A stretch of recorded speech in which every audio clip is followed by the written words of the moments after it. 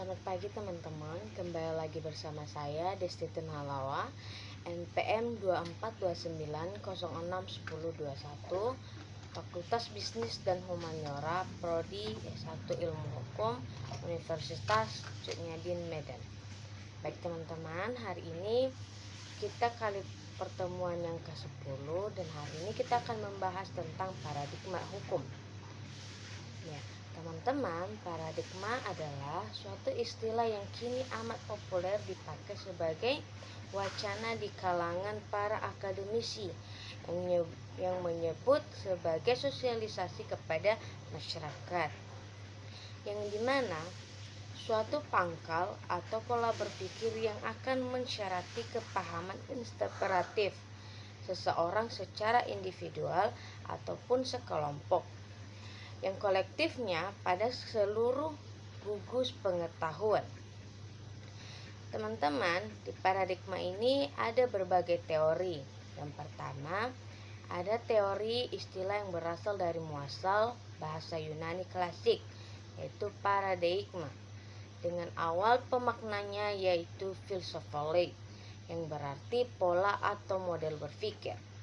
Dari pangkalan berpikir yang berbeda inilah, sekalipun melihat objek yang sama, orang yang tak ayal lagi akan memandang objek yang sama itu dengan perspektif interpretatif dan akhirnya juga dengan kesimpulan dan pandangan yang berbeda. Hukum mempunyai paradigma yaitu perspektif dasar. Yang adanya paradigma ini membawa kita kepada kebutuhan untuk melihat hukum tersebut sebagai institusi yang pertama yang untuk mengekspresikan paradigma tersebut. Dengan mengetahui paradigma yang ada di belakang hukum, kita dapat memahami hukum lebih baik daripada jika tidak dapat mengetahuinya. Istilah paradigma itu tidak hanya untuk mengisyaratkan adanya pola atau pangkal berpikir yang berbeda, namun juga potensi dari seseorang pada penyelesaian sebuah konflik yang melahirkan paradigma shift. Teman-teman, pada peradaban yang panjang, komunitas-komunitas manusia itu hanya akan dapat mempertahankan eksistensinya atas dasar kemampuan dalam mengembangkan pola dan model berpikirnya sendiri, serta pengetahuan-pengetahuannya yang menstrukturkan sebagai ilmu pengetahuan yang diterima dan diyakini bersama sebagai yang normal ataupun yang paling benar. Dari sejarah ilmu pengetahuan, teman-teman, diketahui bahwa selalu terjadi pergeseran atau beringsturnya suatu komunitas dengan segala pengetahuan dan ilmunya itu yang disebut paradigma ke paradigma yang lain. Inilah yang disebut dengan paradigma shift tadi ya teman-teman. Demikian pula berpikir alias paradigma yang didefinisikan pengetahuan yang dimana suatu komunitas tadi sebagai pengetahuan yang normal dan tidak normal.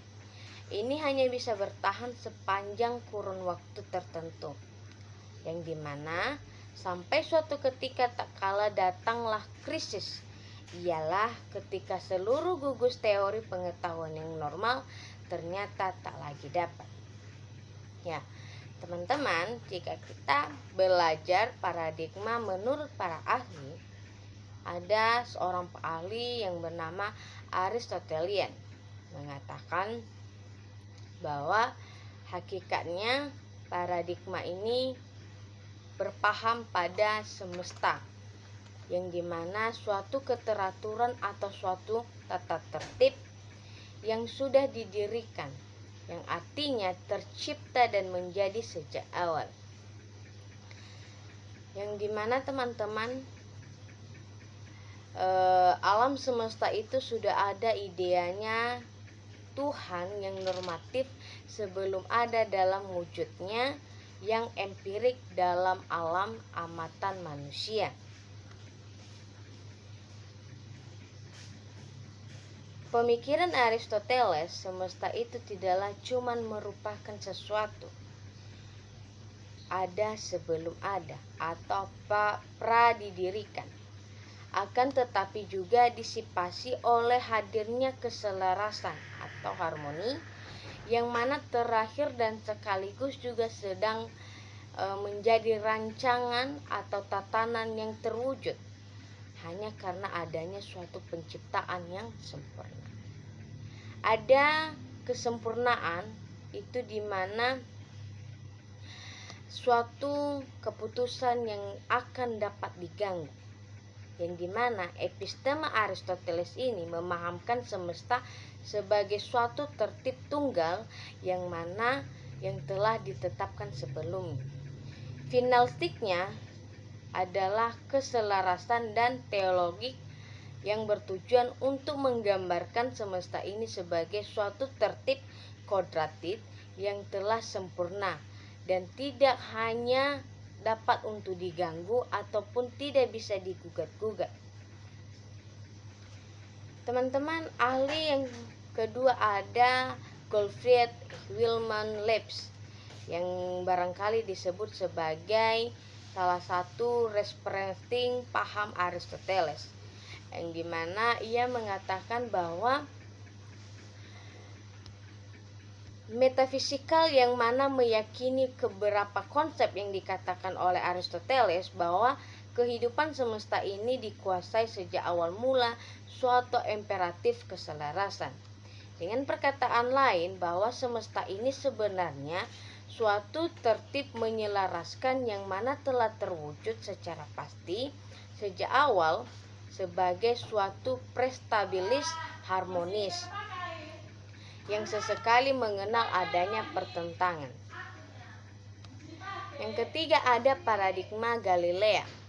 Paradigma Galilea mencabar paradigma lama Aristoteles, yang dimana mereka hanya mengembangkan paradigma Aristoteles dan mencangkupkan objek dari pemikiran mereka, yang berlangsung secara terus-menerus seolah-olah tanpa mengenal titik henti yang final yang dibuat oleh Aristoteles.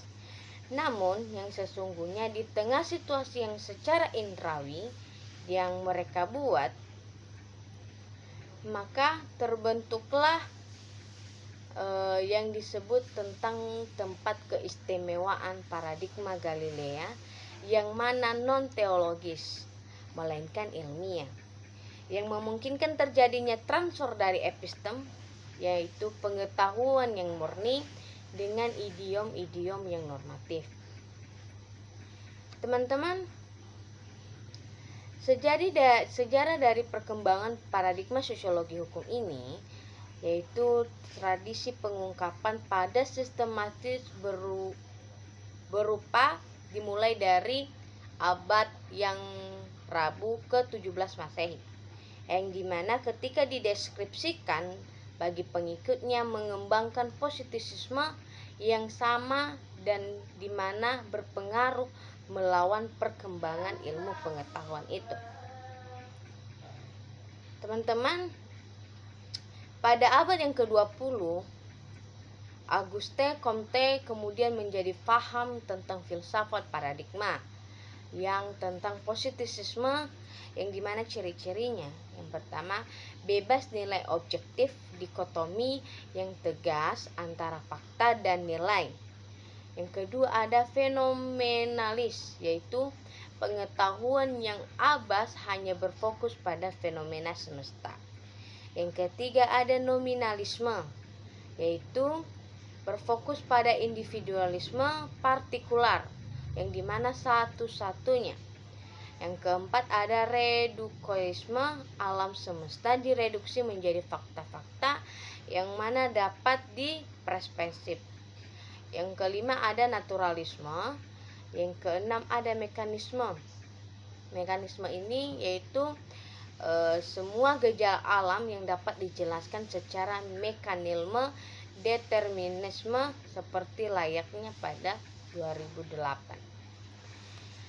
Selain positisme, ada juga teori kritis yang dimana menyebut dirinya sebagai ideologisme orientis, yang merupakan suatu wacana atau cara pandang terhadap realitis yang mempunyai orientasi ideologis terhadap paham tertentu.